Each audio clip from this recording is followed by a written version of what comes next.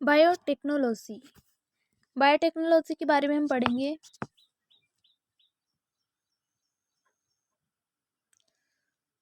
तो इसका हिस्टोरियल अकाउंट पहले देखते हैं। जो बायोटेक्नोलॉजी है इसका उद्गम कहाँ से हुआ है?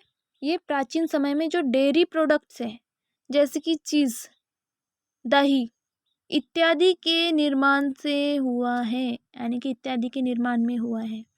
जो बायोटेक्नोलॉजी है इसका उद्गम प्राचीन समय में जो डेयरी प्रोडक्ट्स है, चीज़, दही इत्यादि के निर्माण में हुआ है। एथेनॉल नामक जो रासायनिक पदार्थ है इनका निर्माण बायोटेक्नोलॉजी के द्वारा ही सर्वप्रथम हुआ।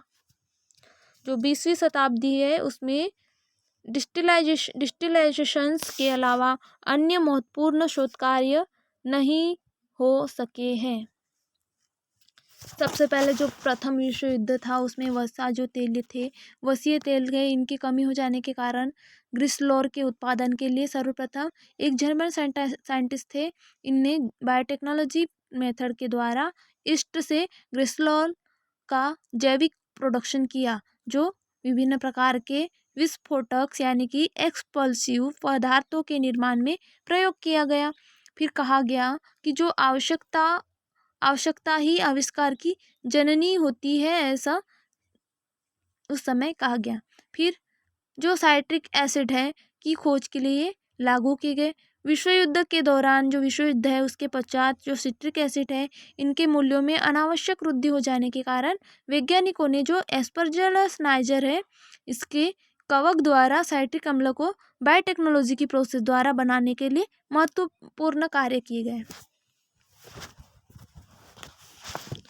मतलब हम बायोटेक्नोलॉजी से क्या समझ रहे हैं कि बायोटेक्नोलॉजी का ओरिजिन जो है वो प्राचीन समय में जो डेयरी प्रोडक्ट्स जैसे कि चीज़ हो गया, दही हो गया, इनके निर्माण में हुआ है। और सबसे पहले जो बायोटेक्नोलॉजी प्रोसेस या बायोटेक्नोलॉजी टेक्निक के द्वारा जो रासायनिक पदार्थ है उसमें सबसे पहले कौन सा नाम है? एथेनॉल का। फिर जो प्रथम विश्व युद्ध है इसके दौरान वसीय तेलों में कमी हो जाने के कारण जो ग्लिसरॉल है उसके उत्पादन के लिए सर्वप्रथम जर्मन साइंटिस्ट ने बायोटेक्नोलॉजी मेथड का यूज़ किया। जो बायोटेक्नोलॉजी मेथड है इसके द्वारा ईस्ट से ग्लिसरॉल का जैवीय उत्पादन यानी कि जैवीय प्रोडक्शन किया, जो विभिन्न प्रकार के विस्फोटक पदार्थों के निर्माण में प्रयोग किया गया। और फिर उस समय ये सेंटेंस कहा गया कि जो आविष्कार है आवश्यकता ही आविष्कार की जननी, यानी कि आवश्यकता आविष्कार की जननी होती है, ऐसा कहा गया।